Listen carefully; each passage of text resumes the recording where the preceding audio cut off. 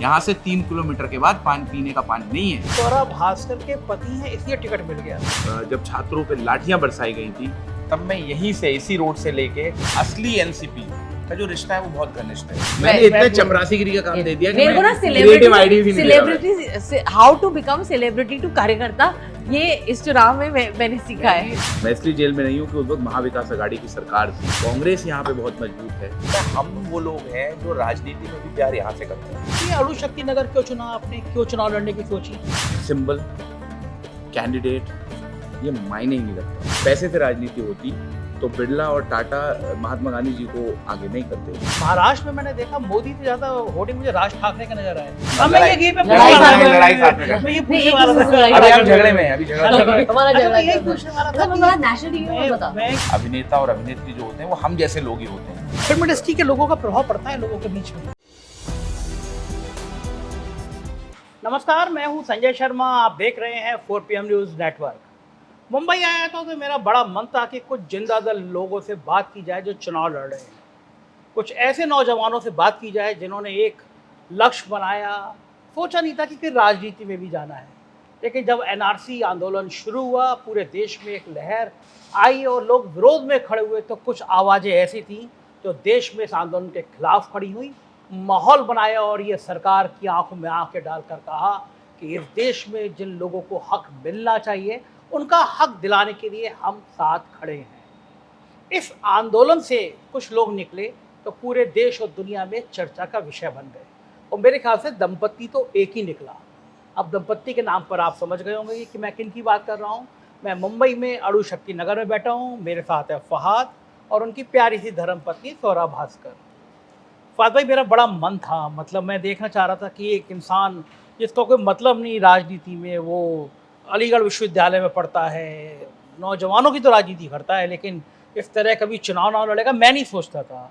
लेकिन आप मुंबई में अणुशक्ति नगर में, मैं यहाँ घूमा, इतने कम समय में मैंने लोगों की दीवानगी देखी। अरे फहाद, वो एनआरसी आंदोलन में बढ़िया तकरीर देता है, भाषण देता है, इस तरह की बात लोग कर रहे हैं।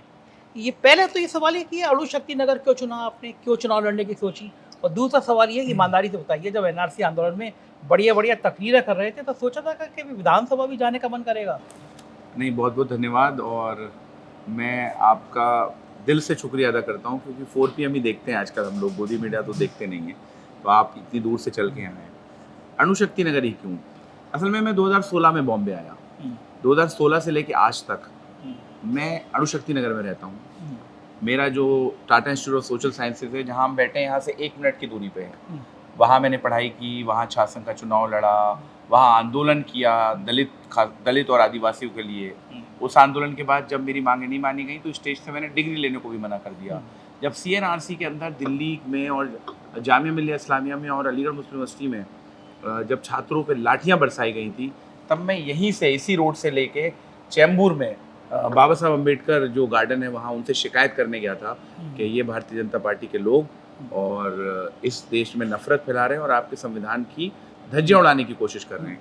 तो असल में मेरी जो राजनीति रही, हाँ ज़रूर मैं देश भर में घूमता था, लेकिन उसका जो ग्राउंड था, उसकी जो फाउंडेशन थी, वो अणुशक्ति नगर थी। तो शायद अगर, और रही बात भाषण देने के वक्त ये सोचने की कि चुनाव लड़ूंगा, तो वो तो मुश्किल था क्योंकि हमारे आज बहुत सारे साथी जेलों में हैं सिर्फ इसलिए क्योंकि उन्होंने सच को सच बोला।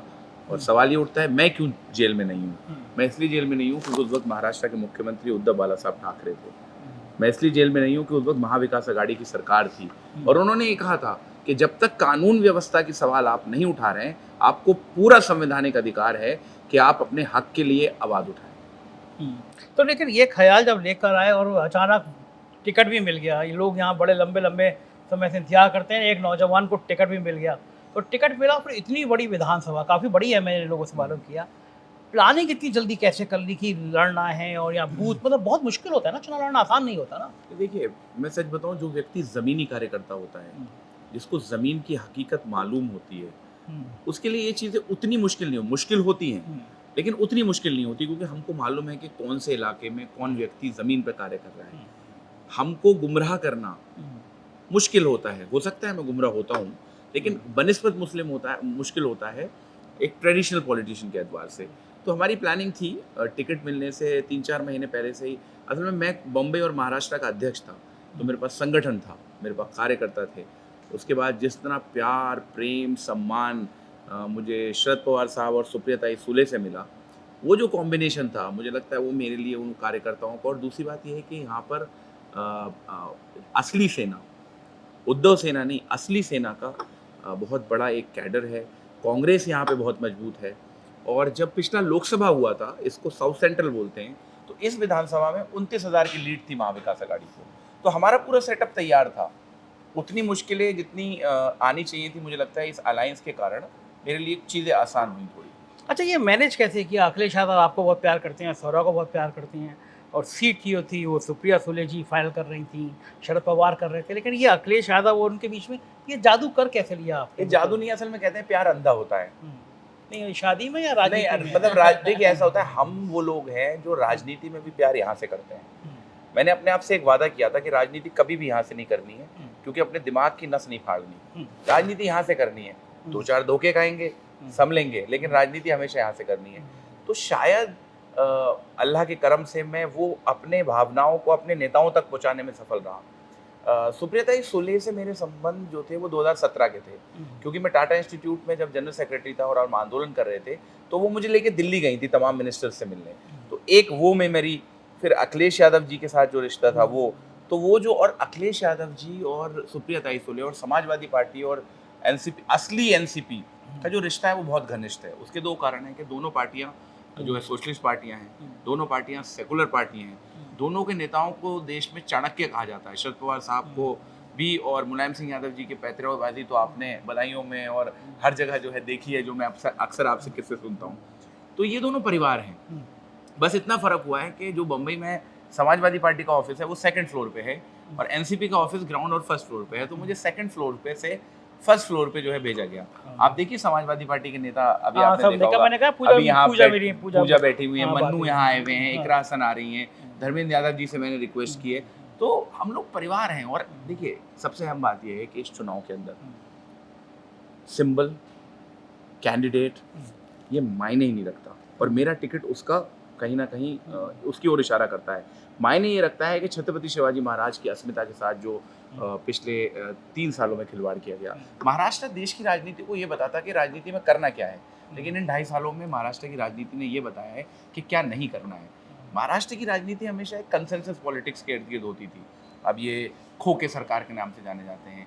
देश के अंदर देश भर की मेरी महिला मित्र कहती थी कि बम्बई और महाराष्ट्र में हमें सुरक्षित महसूस होता है। अब वो ये कहती हैं कि बदलापुर हो जा रहा है। छत्रपति शिवाजी महाराज की मूर्ति बनाई, राम मंदिर बना, वो भी टपक रहा था जल्दबाजी में उद्घाटन करके, और छत्रपति शिवाजी महाराज की मूर्ति के साथ भी उन्होंने खिलवाड़ किया। बाबा साहब अम्बेडकर की धरती है ये, यहाँ के लोगों के लिए सम्मान, यहाँ के लोगों के लिए संविधान, ये बहुत मायने रखता है, और उसके साथ इन्होंने खिलवाड़ किया। आप कह रहे हैं राजनीति आप दिल से करेंगे, लेकिन राजनीति बड़ी शतरंज पे बिसात बिछा के तिकड़म से की जाती है। उदाहरण देख लीजिए आप, भारतीय जनता पार्टी जिस नेता को कहती थी ये दाऊद का आदमी है, दाऊद का हाथ है, वो नेता बीजेपी सरकार के डिप्टी सीएम के टिकट पे चुनाव लड़ रहे हैं, वो और उनका परिवार। राजनीति इसे कहती हैं। और बीजेपी का डिप्टी सीएम कहूँगा मैं उसको सीधा सीधा, वो डिप्टी सीएम जिस आदमी को बीजेपी दाऊद इब्राहिम कह रही है उसको टिकट दे रही है, तो आपका दिल रहेगा या फिर जो टिकड़े में राजनीति की होती है उनसे कैसे निपटेंगे? तमाम बड़ा पैसा है, बड़ी ताकत है, और फहाद लड़ रहे हैं अपने उसी जेएनयू वाले से, उसी स्टूडेंट पॉलिटिक्स के जोश से और उसी हिम्मत से। इस बड़ी ताकत का मुकाबला कैसे करेंगे? देखिए, अगर देश में पैसे से राजनीति होती तो अंबानी और अडानी नरेंद्र मोदी जी को चेहरा बना के राजनीति नहीं करते, खुद प्रधानमंत्री बनते। अगर देश के अंदर पैसे से राजनीति होती तो बिरला और टाटा महात्मा गांधी जी को आगे नहीं करते। आज भी इस देश के संविधान की ये ताकत है कि पैसों से चुनाव नहीं जीते जाते। हाँ, पैसों से हो सकता है कि अपने नॉमिनेशन में 2000 लोग बुला लिए जाएं, लेकिन उन 2000 लोग, मुझसे लोग ये कहते हैं कि उनसे तो हम 300 रुपये ले रहे हैं, लेकिन वोट तो हमें आपको करना है। अच्छा, कई लोगों ने मुझे ये बात बोली। अच्छा। मैं कुछ नहीं बोलता उनको, मैं कुछ नहीं बोलता। काफ़ी सारे लोग आते हैं मुझसे इस तरह की बात करते हैं। तो मैं, देखिए, मैं कोई ऐसा फेवर किसी से नहीं लेना चाहता जिस फेवर के कारण मुझे गरीब जनता के साथ खड़े होने में मजबूरी लगे। इसलिए मैं इस तरह से चुनाव लड़ रहा हूँ। और रही बात देखिए दाऊद इब्राहिम जी के रिश्ते थे, ये सब कोर्ट में हैं चीज़ें। और मैं एक संविधान को मानने वाला व्यक्ति हूँ। न्यायपालिका क्या कर रही है, क्या नहीं कर रही है, वो सबके सामने है। लेकिन मैं बाबा साहब अम्बेडकर के संविधान को मानने वाले व्यक्ति हूँ। मैं कोई टिप्पणी करना ही नहीं चाहता। अच्छा, नेता बड़े बड़े वादे करते हैं चुनाव लड़ने से पहले, आपने कोई बड़ा वादा किया आलू शक्ति नगर को लेकर? देखिए, मैंने कहा मैं वादा नहीं कर रहा हूँ, लेकिन मेरा एक सपना है कि जिस मुश्किल परेशानियों में मैंने अपनी ज़िंदगी व्यतीत की है, उस मुश्किल परेशानियों में अणुशक्ति नगर के बच्चे नहीं रहेंगे। 10 साल विधायक थे नवाब मलिक साहब, और उसके बाद भी स्कूल तो छोड़िए, आप क्योंकि इस्लाम इलाका है, छोटे छोटे घर होते हैं, पढ़ने के लिए जगह नहीं होती, लाइब्रेरी नहीं बना पाए। 10 साल विधायक थे, कोई एक ऐसा स्कूल नहीं बनाया जो बच्चों को 10 साल विधायक थे, कोई हॉस्पिटल नहीं बनाया। क्या बोलते, लोग कहते हैं कि वो मंदिर में पैसे दे देते हैं बनाने के लिए, मस्जिद में, अच्छी बात है, देना चाहिए, लेकिन ये काम तो कोई फिलैंथ्रोपिस्ट भी कर सकता है। हाँ, एमएलए का काम ये होता है कि वो रूपरेखा तय करे कि आने वाले 15 सालों में हमारा इलाका होगा कैसा। यहाँ पर आज भी पानी की समस्या है। हम दुनिया की फाइनेंशियल कैपिटल में बैठे हैं, यहाँ से 3 किलोमीटर के बाद पानी पीने का पानी नहीं है।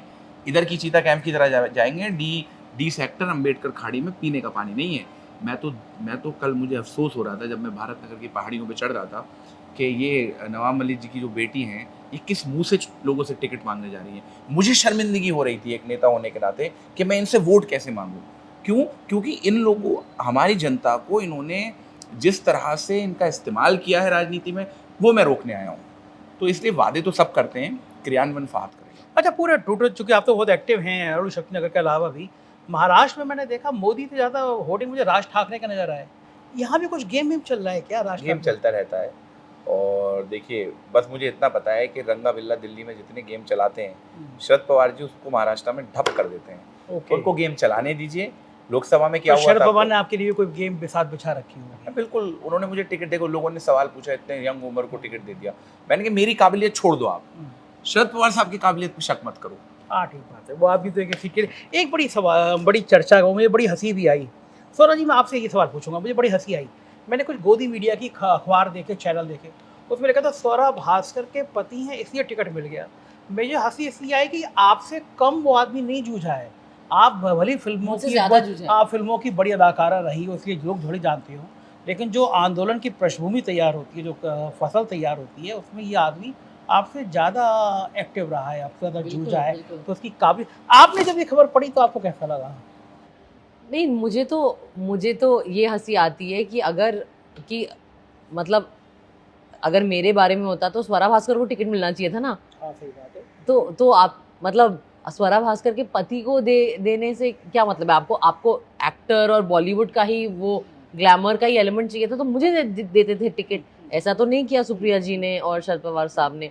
टिकट तो इन्होंने, मतलब मुझे लगता है कि वो लोग जो फहाद की क्वालिफिकेशन पर डाउट कर रहे हैं ना, कि उसे टिकट क्यों मिला, वो ऐसे लोग हैं जिनकी राजनीति बहुत सिनिकल है।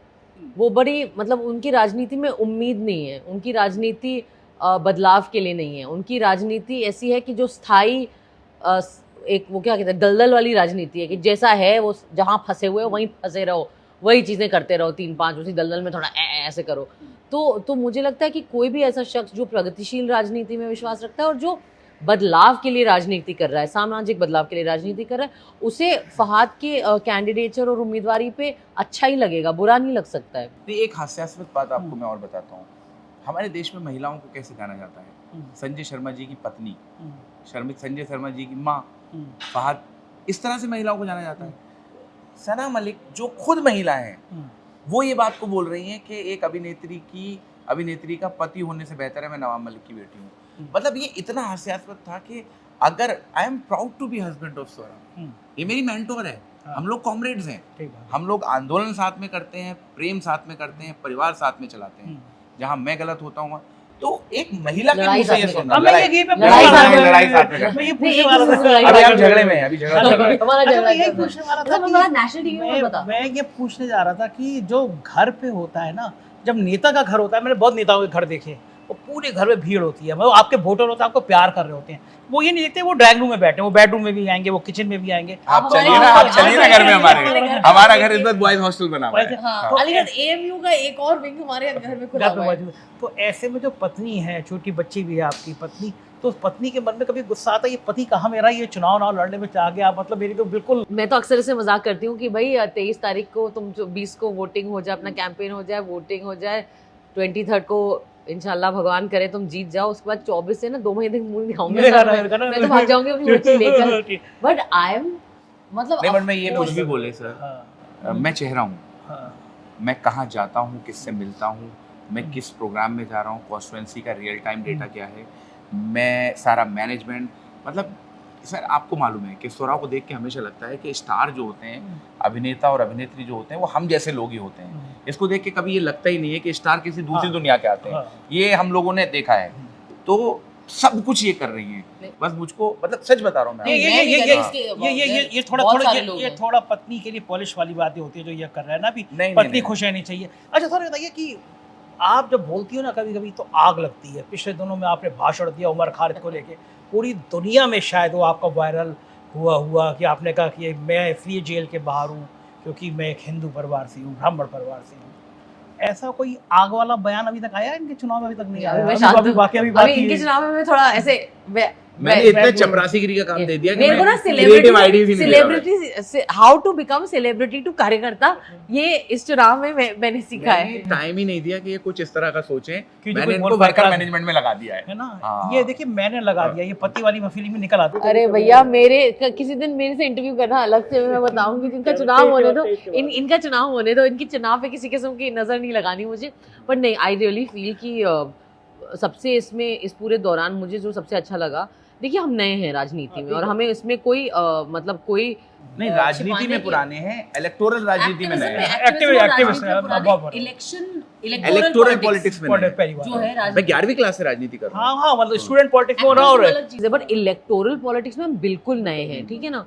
तो कई सारी ऐसी चीजें हैं जो हम सीख रहे हैं, कई सारी ऐसी चीजें हैं और ये जो है ये महाविकास अघाड़ी एक अलायंस का चुनाव है, तो यहाँ कई सारे और भी बड़े बड़े हमसे बड़े मतलब इनसे बड़े नेता हैं, ये तो फिर भी बच्चा है, बड़े लोग हैं और जो एक्सपीरियंस लोग हैं, कद्दावर लोग हैं। तो हमें इसमें कोई शर्मिंदगी नहीं है और कोई हिचक नहीं है ये एक्सेप्ट करने में कि आप हमसे ज़्यादा जानते हैं, आप हमसे ज़्यादा अनुभवी हैं और आप हमें गाइड कर सकते हैं और करिए। और उन्होंने भी बहुत दरिया दिली दिखाई है, जो जितने भी MVA के यहाँ लोकल लीडरशिप भी है, उन्होंने बहुत दरिया दिली दिखाई है और सब साथ में हमारी हेल्प कर रहे हैं। और बाकी जो भीड़ भाड़ की बात है और जो एक नेता, ऑफ कोर्स हमारे घर में सैलाब आया हुआ है, मैं नीचे आती हूँ तो मुझे खुद अक्सर 200 लोग हैं, मुझे पता नहीं कौन हमारे घर में है, पर मैं ये मानती हूँ कि ये प्यार है। लेकिन सर एक चीज और बताऊं, बम्बई की राजनीति में लोग अपने घर से राजनीति नहीं करते हैं, ये अच्छी बात है।